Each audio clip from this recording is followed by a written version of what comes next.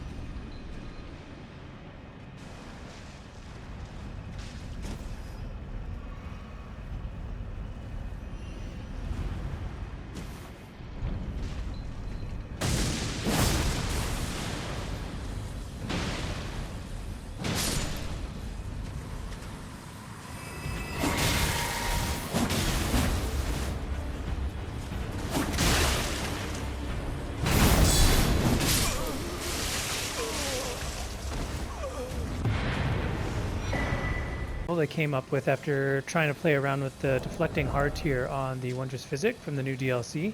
So if you're not sure how this thing works, it does a bunch of little bonuses for you, but if you block the instant an attack is hitting you, kind of like a parry but using the guard button, it's going to completely negate any physical damage, regardless of how much negation your weapon has. Typically you'd use this deflecting tier on weapons that you're planning on two-handing. For that reason, just because they tend to have poor guarded damage negation stats. But if you manage to block an attack with the deflecting tier active, you're going to take 0% physical damage. You'll get a really substantial reduction that is basically 100% for the rest of the elemental type damages. Call it more like around 80, but it's still extremely powerful.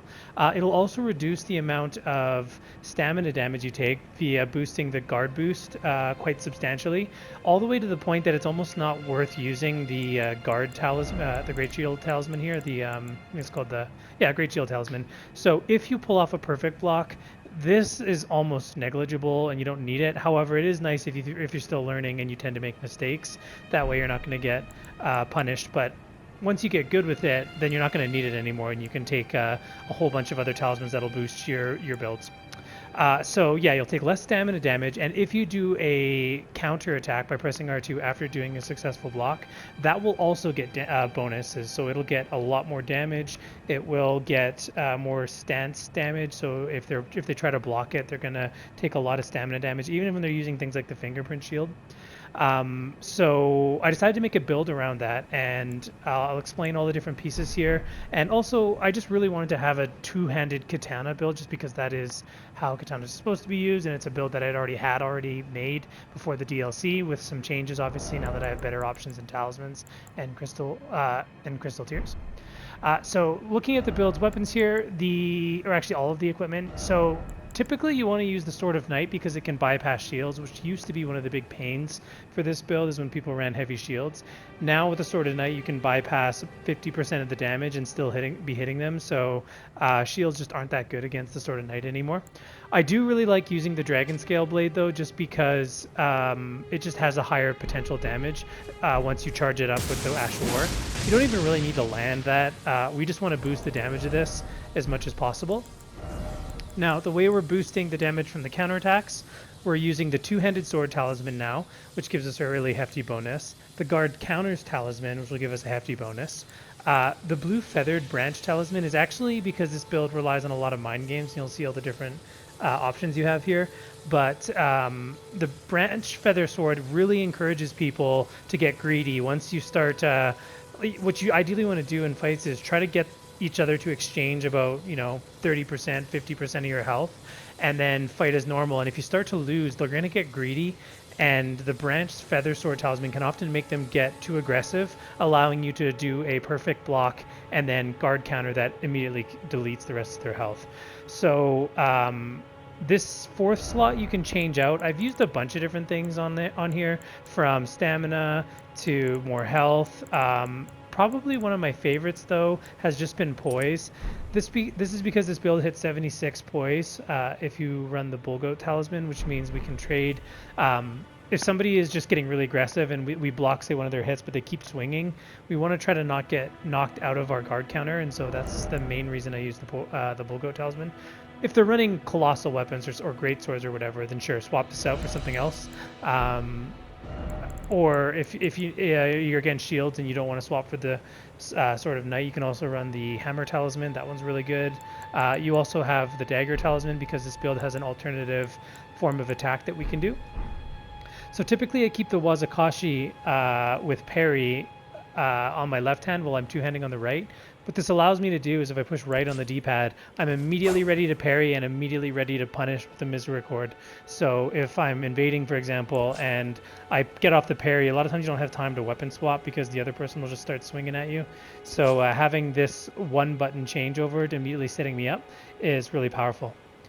The other option, if you leave the Dragon Communion Seal on the left side, or if you're just willing to double swap, you can have quick step on the misericord.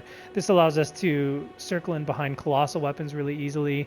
There's a lot of different weapon arts that are really hard to dodge nowadays, so having quick step as another tool that's readily accessible is also really nice.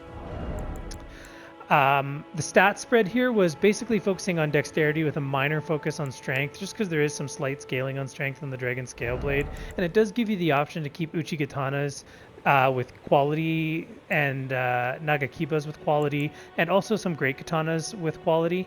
If you're going to run the great katana, you're going to have to ditch the misericord though to have the weight still be under here, assuming you're running my stats.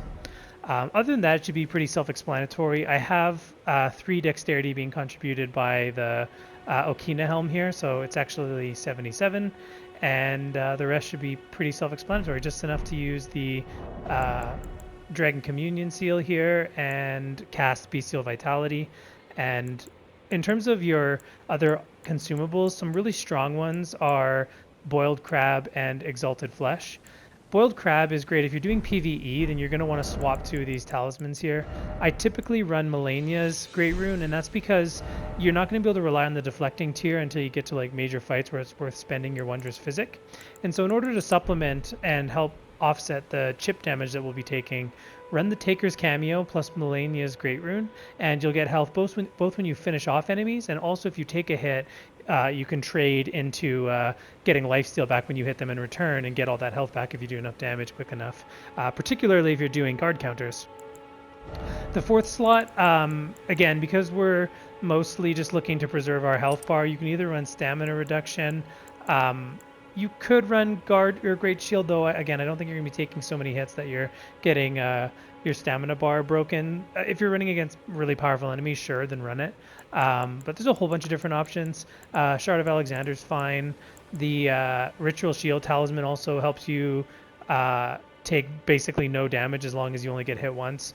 All of those are really good, and then these 2 items working synergistically to give you your health back after you do your guard counters and whatnot will keep you from using your Estus flasks until the boss fight. Okay, so I think that covers everything in terms of the build. If you have any questions, feel free to leave comments, and yeah, that's basically how the build works. You'll really see how strong the two-handed katana is when it's boosted with the Dragon Lightning here. And the two-handed talisman is not factored into your AR, by the way, so you don't see it on the stat menu, but it's really strong.